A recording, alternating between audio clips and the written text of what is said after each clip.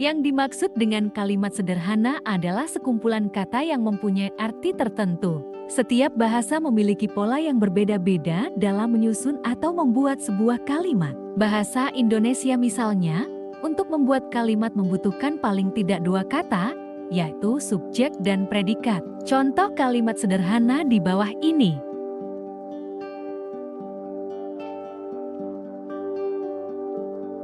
Subjek merupakan pokok atau topik kalimat yang merepresentasikan orang atau benda yang biasanya melakukan kerja.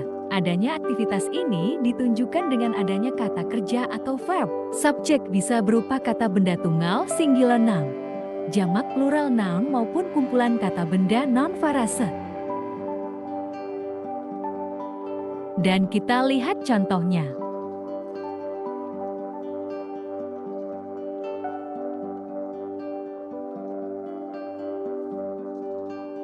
Sebuah kalimat terkadang menggunakan subjek palsu bukan subjek yang sebenarnya atau yang disebut dengan pseudo-subject.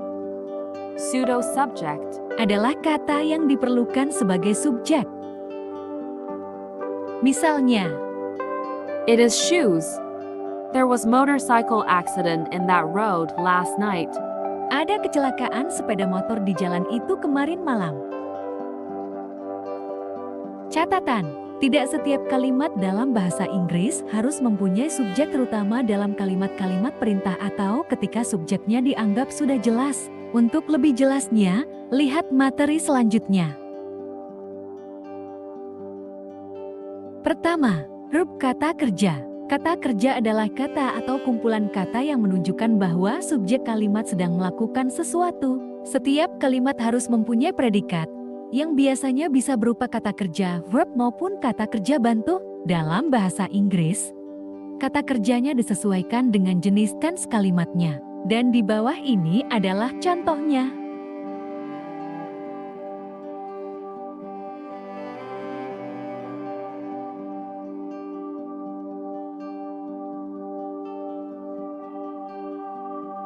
Kedua, komplement pelengkap. Kata pelengkap merupakan kata yang digunakan untuk melengkapi kalimat.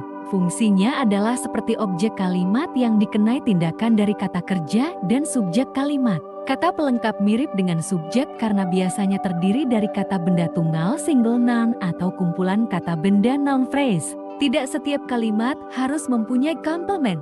Komplement biasanya digunakan untuk menjawab pertanyaan what apa atau whom siapa. Dan di bawah ini contohnya.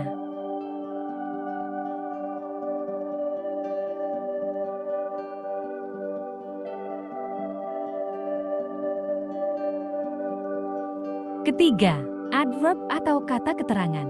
Kata keterangan berfungsi untuk menerangkan kata kerja dalam sebuah kalimat. Misalnya keterangan waktu dan tempat. Biasanya keterangan waktu diletakkan di akhir kalimat apabila dalam sebuah kalimat mempunyai lebih dari satu keterangan. Contoh, Susan was swimming in the pool yesterday. Susan berenang di kolam renang kemarin. The apple is in the refrigerator. Apelnya ada di kulkas. Materi selanjutnya, mengenal tenses atau kala waktu. Dalam aturan tata bahasa Inggris, dikenal adanya pola tense atau penyusunan kalimat berdasarkan waktu terjadinya aktivitas dalam kalimat tersebut. Secara umum, ada 3 rentang waktu atau masa yang digunakan, yaitu present tense masa kini atau sekarang, past tense masa lampau, dan future tense masa depan. Untuk lebih jelasnya, coba Anda perhatikan garis waktu di bawah ini.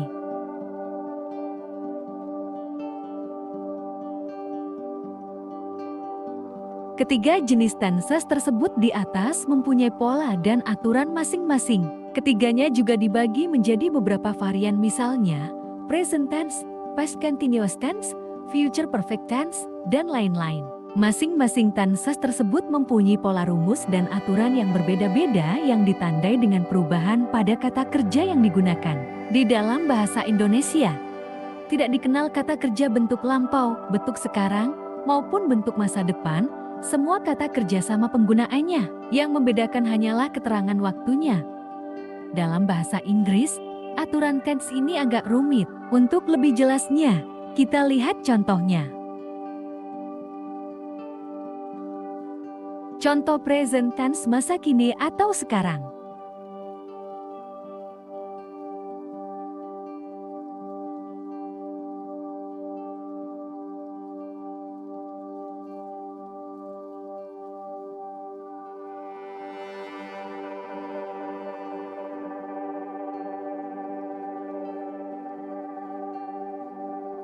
Contoh past tense atau masa lampau.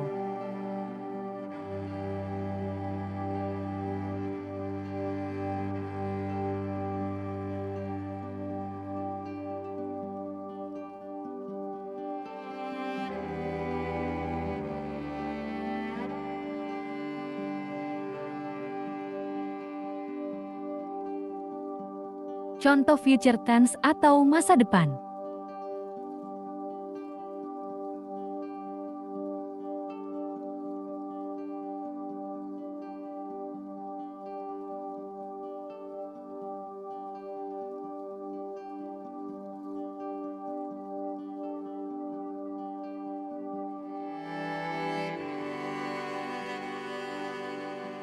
Dalam bahasa Inggris, dikenal dua jenis kata kerja, yakni kata kerja beraturan regular verb dan kata kerja tidak beraturan irregular verb. Sangatlah penting untuk mengetahui apakah kata kerja yang digunakan dalam kalimat tersebut adalah regular verb atau irregular verb karena perannya sangat vital dalam kalimat. Berikut ini beberapa contoh perubahan kata kerja regular dan irregular. Contoh regular verb atau kata kerja beraturan.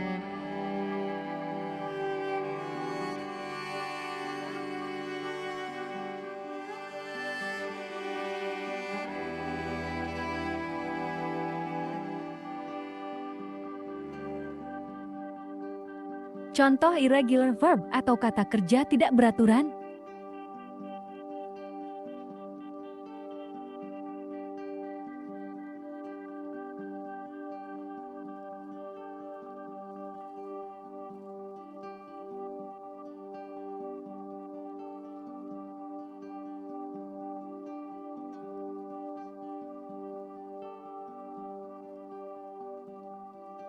Pertanyaan yang kemudian muncul adalah, kapankah sebuah kalimat dikatakan kalimat present masa kini, past masa lalu, atau future masa depan? Walaupun sangat tergantung dengan konteks kalimat.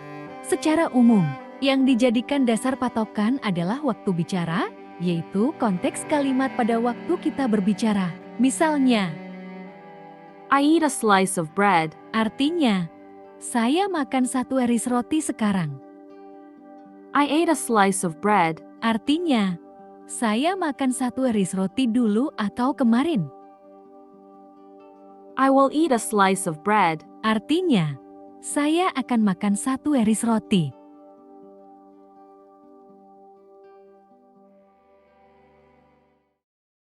Thanks for watching and happy learning!